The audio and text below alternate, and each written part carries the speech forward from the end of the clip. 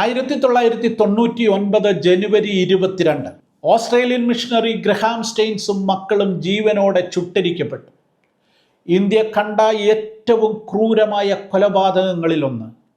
ലോകത്തിൻ്റെ മുൻപിൽ ഭാരതം തലകുനിച്ച് നിൽക്കേണ്ടി വന്ന കിരാതമായ ഒരു രാത്രി. ആ ദുരന്തത്തിന് ശേഷം ലോകം അത്ഭുതത്തോടെ കണ്ട ഒരു കാഴ്ചയുണ്ട്. ഗ്രഹാം സ്റ്റെയിൻസിൻ്റെ ഭാര്യ ഗ്ലാഡീസ് സ്റ്റെയിൻസിൻ്റെ വാക്കുകളായിരുന്നു അത്. എൻ്റെ ഭർത്താവിനെയും മക്കളെയും കൊന്നവരോട് ഞാൻ ആത്മാർത്ഥമായി ക്ഷമിക്കുന്നു. കാലത്തെ അതിജീവിക്കുന്ന ശക്തിയുള്ള വാക്കുകൾ ഇന്നും ഭാരതത്തിൽ മുഴങ്ങിക്കേട്ടുകൊണ്ടേയിരിക്കുന്നു.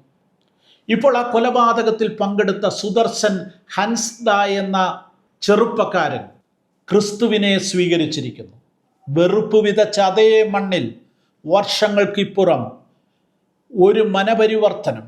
അത് കേവലം ഒരു കഥയല്ല, വിശ്വാസത്തിൻ്റെ ശക്തിയാണ്.